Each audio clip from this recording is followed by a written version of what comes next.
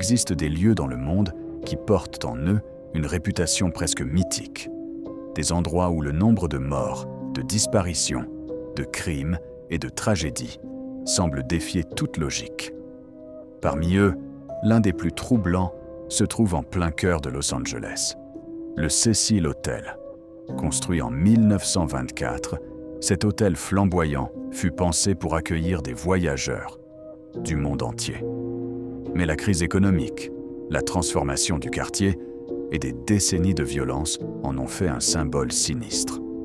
Peu de tueurs en série ont marqué l'imaginaire américain comme Richard Ramirez, surnommé le Night Stalker. Ramirez terrorisa Los Angeles et ses environs entre 1984 et 1985, avec au moins 13 meurtres confirmés, ainsi que des viols, attaques et cambriolages. Ce qui rend son lien avec le Cecil Hotel particulièrement troublant, c'est que Ramirez y séjournait lors de sa période meurtrière. Des témoins et des récits d'époque disent qu'il revenait dans sa chambre après ses crimes, parfois en se débarrassant de ses vêtements tachés de sang dans les poubelles proches de l'hôtel. Un geste qui aurait été remarqué par certains habitués et employés. Le quartier autour du Cecil à cette époque était un endroit difficile. Pauvreté, toxicomanie, criminalité, population de sans-abri.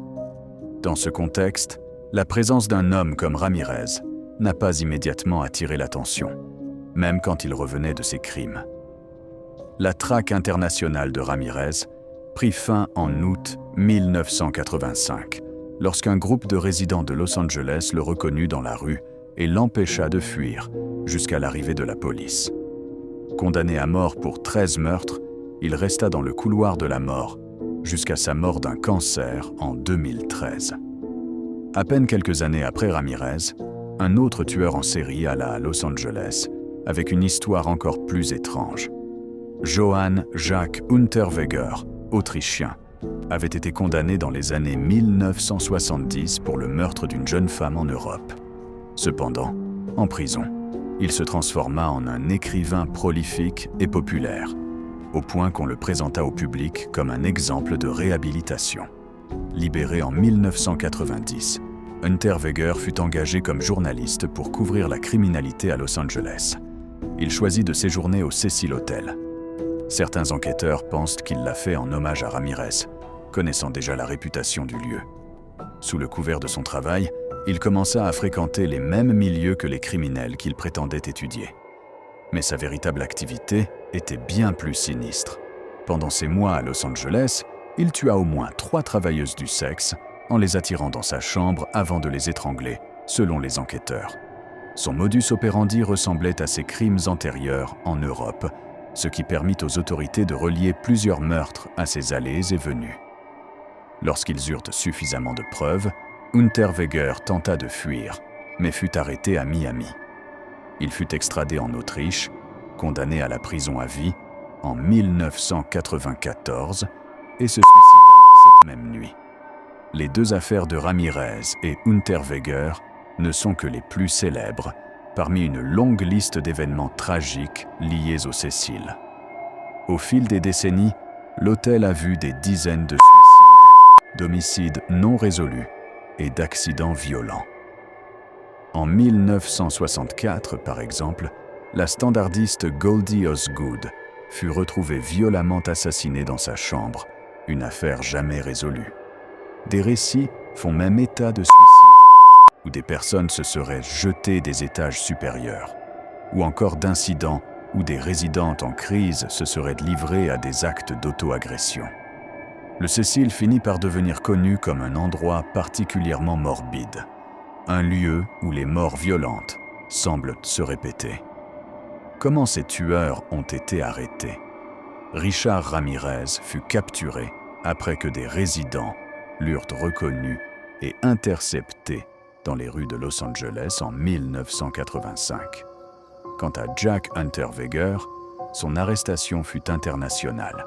Repéré en fuite à Miami, il fut extradé vers l'Autriche, puis condamné à la prison à vie avant de se suicider. Ce qui distingue le Cecil des autres hôtels n'est pas une seule mort, mais la fréquence et la variété des tragédies qui s'y sont produites. La présence documentée de 2 tueurs en série parmi ses résidents, combinée à de nombreuses autres morts violentes ou inexplicables, a fait naître des légendes urbaines. Pour certains, ces événements ne sont que le produit d'un lieu dégradé dans un quartier défavorisé. Pour d'autres, l'accumulation elle-même devient une sorte de malédiction, une atmosphère où le mal semble se répéter encore et encore. Avec le temps, des rumeurs plus surnaturelles ont émergé.